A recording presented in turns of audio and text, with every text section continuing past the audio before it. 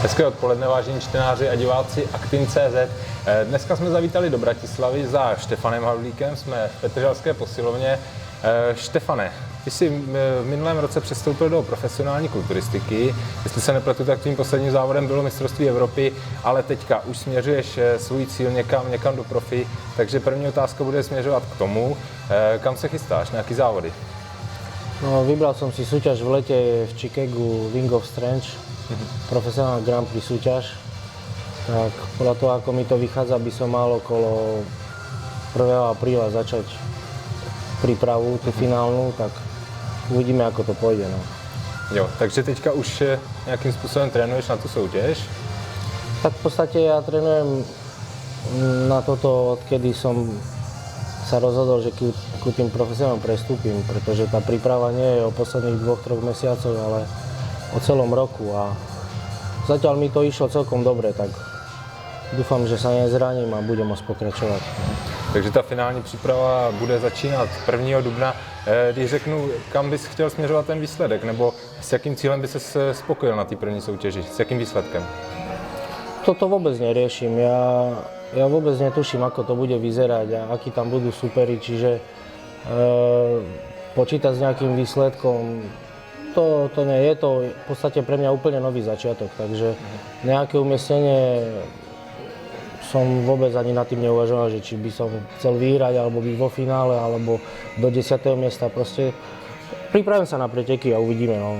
Nejaké tie ambície, uvidím, ako to bude vyzerať pre tou súťažou tesne a keď budem vedieť, aký tam budem mať superov, tak budem môcť nad niečím uvažovať, ale v tomto štádiu je to také ještě daleko. Jasně, určitě. Já vidím, že jsi od minule, kdy jsme tě viděli, poměrně přibral, takže se tě zeptám, na té soutěži bys chtěl soutěžit s váhou jak vyšší? No ja ani neviem, koľko vážim, pretože asi 3 mesiace som nestal na váhe, nejak ju obchádzam. Nechcem, aby ma to nejakým spôsobom tlačilo. Robím všetko to, čo mám a snažím sa byť svedomitý v príprave, aj v strave, aj v doplnkoch. A tá váha nie je rozhodujúca. Na tom pódiu nikto nevie, kto koľko váži, takže ide o to, ako to bude vyzerať. Ale moja posledná súťažná váha bola okolo 100 kg, tak určite by som chcel viac. Takže nejaká kategória do 212 libier neprichádza do úvahy. To by bol pre mňa určite krok späť, takže plánujem nastúpiť v Open kategorii. OK.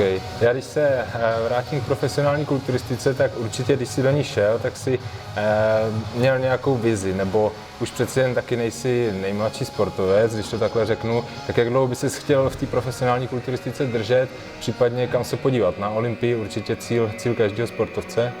No dnes sa nominovať na Olympiu nie je vôbec jednoduché, pretože treba vyhrať profesionálnu Grand Prix súťaž, alebo byť na pretekoch, ako je Arnold Classic, myslím, že v prvej peťke, takže to bude veľmi, veľmi náročné. A potom je tam ešte ten rebríček a nejaké body sa tam zbierajú, ale ja neplánujem súťažiť na každej súťaži v roku, ktorá je, takže touto cestou zatiaľ som ani o tej Olympii neuvažoval. Proste je to úplne niečo pre mňa vzdialené momentálne a ja sa tam potrebujem postaviť a vyskúšať si to, že či na to vôbec mám, alebo na to nemám. Pretože je to úplne iný svet, pre mňa je to všetko od znova, takže uvidíme na pódiu. Jasně. Já se teďka vrátím trošku někam jinam. Ty ještě furt tak trošku koketuješ s tou amatérskou kulturistikou, nebo to sleduješ? Nebo zeptám se, sleduješ teďka vůbec jako vítěz Arnold Classic tu současnou přípravu třeba závodníků, kteří jsou v amatérské divizi? Pozeral som 2 alebo 3 dní dozadu stránku oficiálnu amatérskú Arnold Classic. Myslím si, že v nejakom takomto čase, 3-4 týždne pred súťažou, minulý rok už bol zverejnený zoznam prihlásených pretekárov. Zatiaľ to tam nie je, takže neviem, že kto sa bude pripravovať. A z našich končín viem o Milanovi Šátkovi, že sa pripravuje a to je tak všetko asi. Písal som si s trénerom Miha Župana, môjho supera z posledných rokov. Ten vraj nejde, ale ináč nemám šajnu vôbec.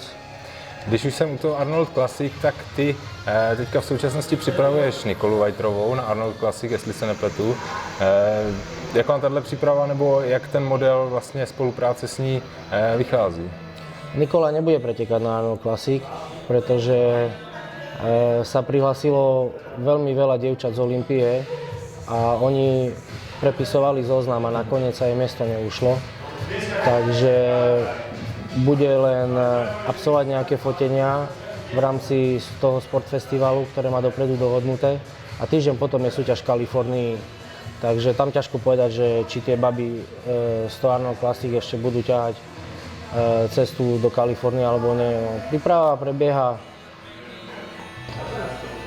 normálne, no tak dieta, tréninky dvojfázové. Bojujeme s tým, no. Tak se asi bojuje vždycky. Já se ještě vrátím k tobě. V tomhle roce se samozřejmě plánuje víc profesionálních soutěží a věřím, že ty to nebudeš směřovat jenom k té jedné. Takže kolik by si chtěl vlastně absolvovat letos? No zatiaľ to plánujem len tej jednej. Ja som za posledné roky absolvoval strašne veľa súťaží a svojím spôsobom som z toho vyčerpaný, ako si naznačil, už nie som najmladší a potrebujem už si dávať viac pozor na to zdravie a tá dieta vôbec nie je jednoduchá.